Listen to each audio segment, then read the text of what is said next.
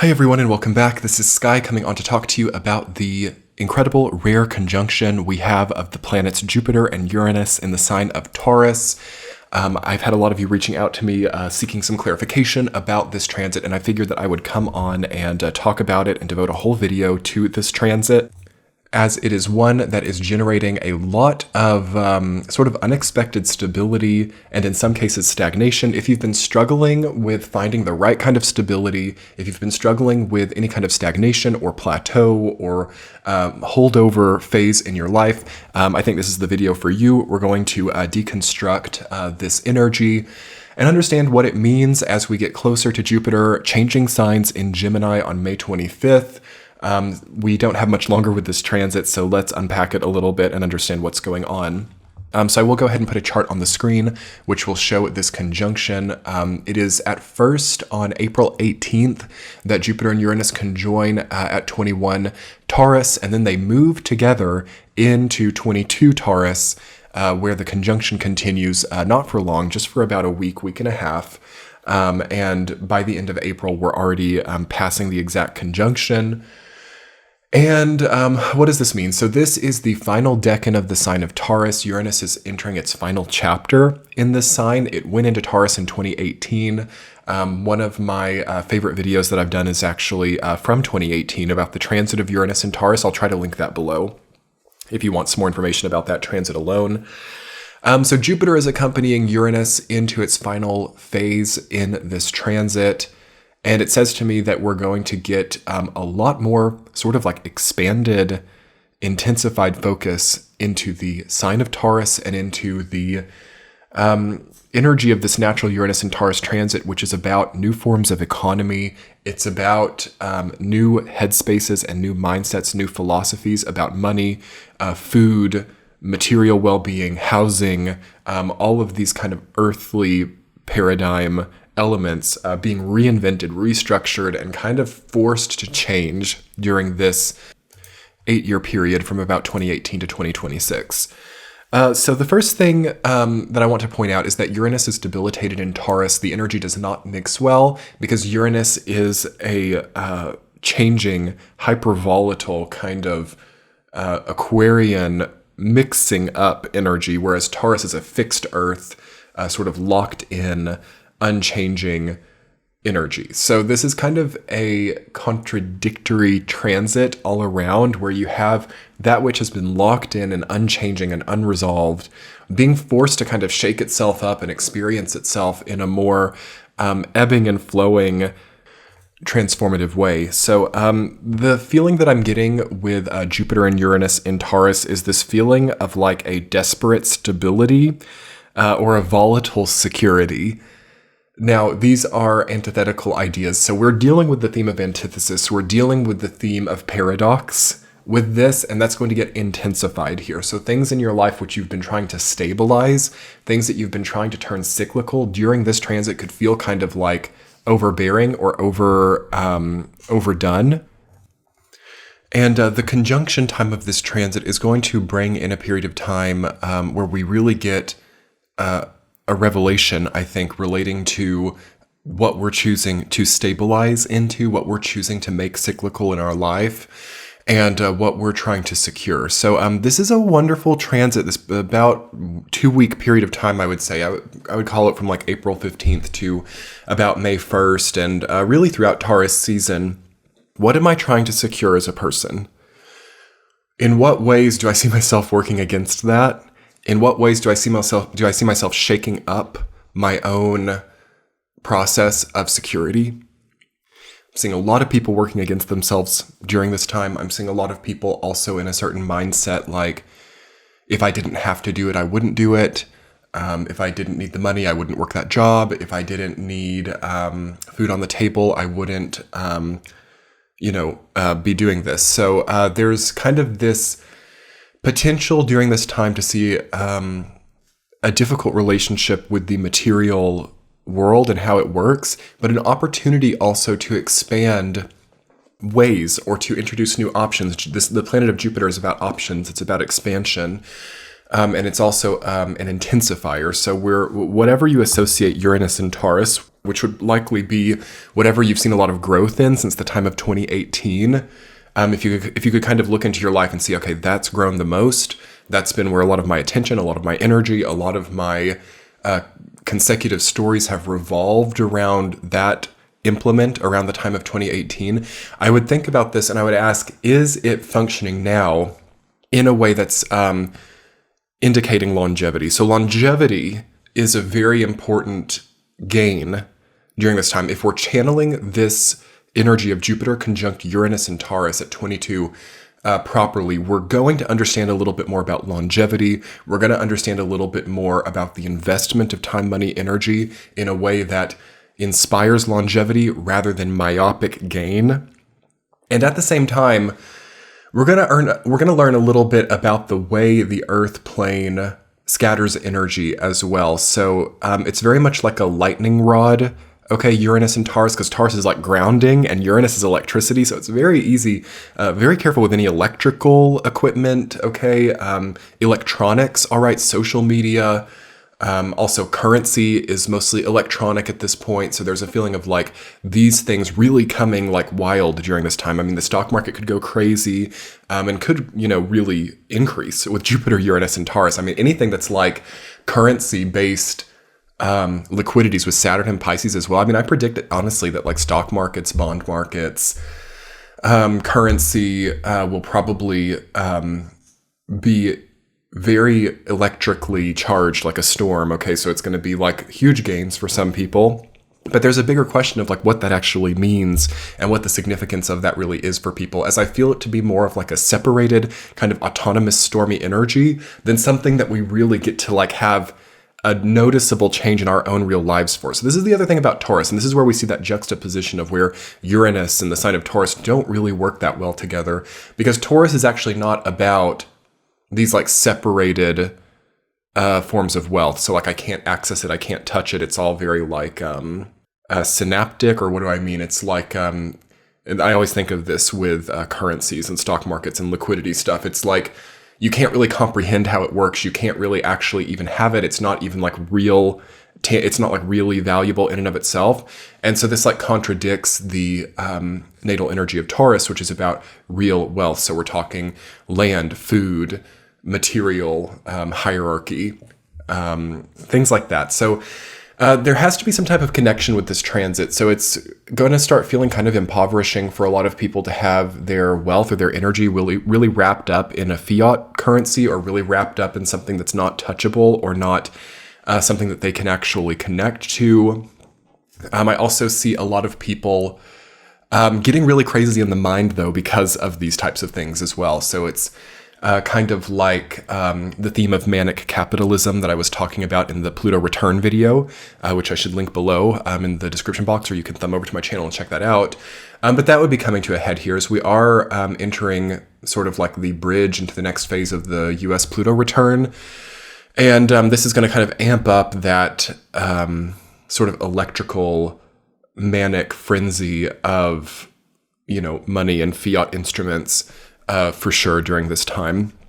Now, as I feel this more at an individual level, what this could also mean is that your ideas or your plans or the things which you're like feeling inside that aren't like materially manifest in your life, these things could be driving a bit too much. This is where you see people, kind of like desolate or separated or ungrounded, thinking about all these different things they're eventually going to do.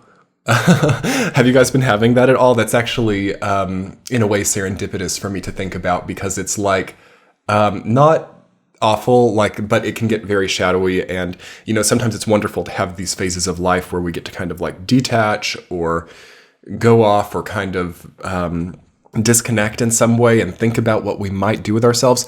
It's not going to feel that great, though, past this point, past this solar eclipse we will have had on April the 8th, past this conjunction of Jupiter and Uranus.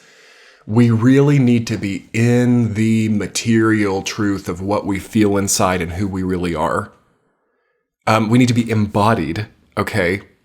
So when we're constantly dreaming or future tripping or thinking about things which are not yet in our lives, we really have a duty to ourselves to either connect a bridge to that or to be more content and graceful to ourselves in what we really are experiencing.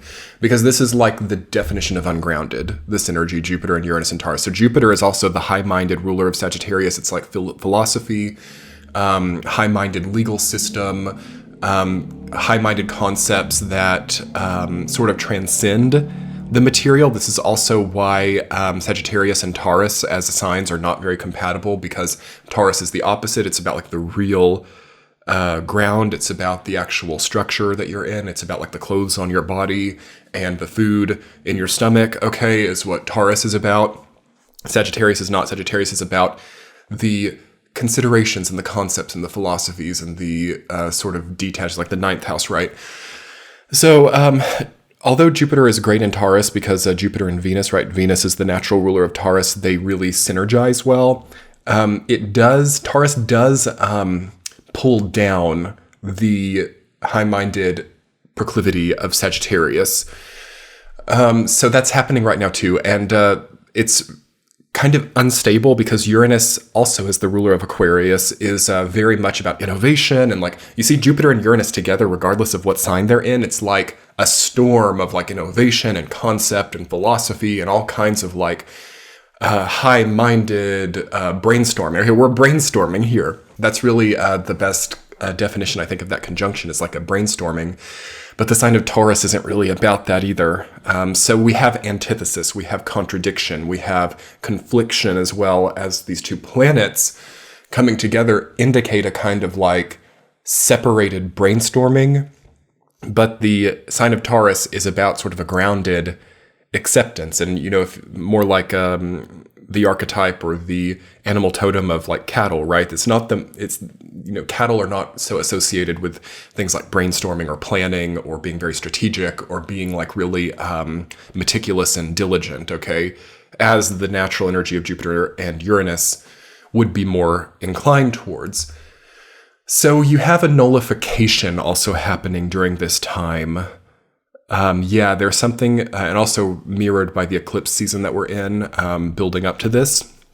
Something is kind of nullified. There's a feeling of like, I might just need to swing the opposite direction here. If I'm typically a future tripper, maybe I just need to kind of distill and gracefully accept where I am. If I'm typically very stabilized and consistent, maybe I need to brainstorm more. So there's kind of like a pendulum. There's a swinging energy that is connecting to this conjunction. But it seems important that with this state of kind of contradiction or state of nullification, that we not maybe expect too much from ourselves here. I do feel that there could be frustration or anger that people are struggling with here, especially having recently had Saturn and Mars conjunct in Pisces, having this weird little Aries stellium recently as well. Both of them are kind of like very forceful and really wanting a certain outcome or conclusion and new beginning. But the Jupiter and Uranus and Taurus totally nullifies, I would say, the mental steps that it takes to like really understand how to do that right. So I feel like there's a good invitation with this transit to take pressure off of ourselves, to ground down, to accept the way that momentums have carried out, and to be okay also with abundance in some cases. Some people are very fearful of their abundance, or some people have all that they need, but they're scared to spend it too. There's definitely something of that with this, with the entire sort of skyscape, we'll call it, with the entire landscape of the cosmos. There's, to me, a feeling of like people finally having everything that they need to step onto the path that they've envisioned, but kind of like, scared to do it. So here's where you would see someone, for example, winning the lottery or, getting an unexpected abundance, and all that money's in their bank account. They're like, I'm too scared to spend it. I'm too scared to mess with it. I'm too like worried that I'm going to mess this up. And this is like, so I'm seeing once in a lifetime opportunities here too. I'm seeing once in a lifetime abundance spectrums. And the Taurus energy is going to make it more like, well, I would rather just graze here than I would gamble with the entire, ownership of the pasture, if that makes sense. Which could be very wise in a way, definitely. Although I do feel that some people are depriving themselves by being too afraid to wield what they've been given. And I feel that in some cases that can be strategic, but in other cases it will start to result in like stress injuries or, the common outcomes of deprivation, which is like, maybe a bit of an edgy difficulty within the mental health, maybe a bit of stress injury, maybe a plateau or like some degree of stagnation. I would definitely do a little bit of soul searching here and a little bit, and I'm not talking high-minded stuff. I'm not talking like creating new philosophies and like having crazy breakthroughs, because I just don't feel like it's really appropriate with the Taurus energy. But this is more like a sort of gut level thinking and pondering than it is a brain level pondering. So that's an important distinction for you guys to know about this time too. It's better to be thinking in the gut and in the heart and in the lower chakras right now than it is in the higher ones, I think. Or perhaps there's a call to integrate the whole chakral system here, because you have all of it represented within that one conjunction. You have all three higher chakras and all three lower chakras. So we're meeting in the heart, aren't we? That's sort of where that's the chakra that I feel is holding all of this. The solar plexus and the heart are anchoring the others. So it feels like our feelings have to be taken more into account. Some of us might be being too procedural or too professional. Some of us might be being too dislocated or disconnected from the deeper importance within the narrative. And we're going to be asked by the time that Jupiter goes into Gemini to really think about the narrative that we're creating, to really think about the story that we're telling. And the 2024 year cycle, is all about that.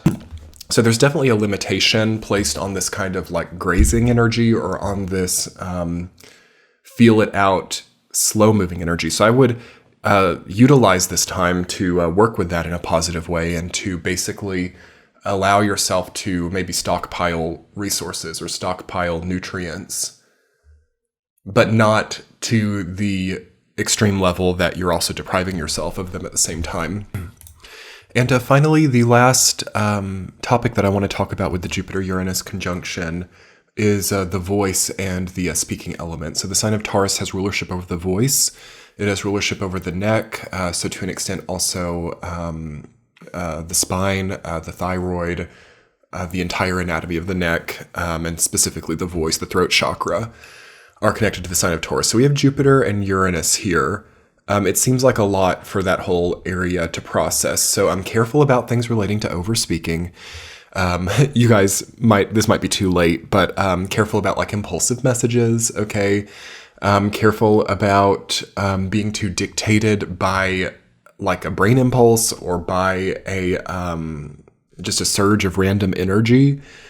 The impulsiveness has to be very metered here, because the sign of Taurus is not such an impulsive energy. It's more of a grounded energy. And I feel also that certain things which have not been spoken are going to be during this time. So we're definitely going to see some people getting very impulsive here, like they can't fake it anymore. They can't hold back. And then I've been feeling this since like late March, honestly, since this conjunction has been applying. And it's like day by day in April, it's kind of like some people are just going over the edge with not being able to hold things back. And I don't think that this is necessarily bad. This can start to solve things for better or for worse. So like people can suddenly reveal a secret here. People can suddenly come out of the closet here. People can suddenly reveal their true feelings because they can't fake it anymore. So like lies might fall through here, white lies might fall through, or just a state of non-speaking or a state of non-answer could be overturned with this energy, as there is a bit of a rebellious energy with Uranus, right? Uranus and Jupiter together, it can really overthrow or overturn things which have been really clamped down, or things which have been, like I've been keeping a secret for so long, or I've been having to fake my feelings or fake my attraction to someone, or I've been having to put on airs or trying to save face. Anything of these types of things are going to kind of, I think, boil over the edge, possibly with Saturn and Mars and Neptune conjunction also applying at the same time. It's very easy for people to actually kind of like snap and honestly say things that they can regret as well during this time. It feels frustrations have to be voiced here. I also feel that people with anger problems could struggle in this general time. And this is not just the Jupiter-Uranus conjunction, but Taurus is known for its temper, okay? Like a bull, right, or a cow. They're usually quite docile, but they can really get into a very strong temperamental energy. Also, Mars and Neptune applying to conjunction is known for anger. So we have to be very careful in this later stage of April and moving into May to really like wind it down. So this is a great time to get out of town, honestly. It's a great time to put the phone on silent. It's a wonderful time to give it to God, okay, to get by the ocean and understand sometimes that these human feelings and these human interactions are not necessarily something that need to become something like weaponized or pointy or extreme, okay? So this is definitely a period of time where I'm seeing like too much integration with people, too much social construct, too much focus on face, too much focus on displaying a certain also affectation that is perhaps like, I don't know, harmonious or connective to what we consider like wealth and abundance to be. So we definitely have some people like social climbing here. We have some people who are like trying to put on an affectation because they think that it's going to like attract a certain benevolence. Also a bit of like scheming could be happening here during this time, but it does not feel that intricate to me. It feels more of a like older, more ancient kind of psychology there. So it's going to be like very easy to see what it is. But nonetheless, it's not ever easy to like really face stuff like that. So I was about to say in some cases distance makes the heart grow fonder here, but I also can see how distance can be used to like fill in the gaps as well. Sometimes it's better to be places so that, you know, things aren't basically spoken for you. You can speak for yourself.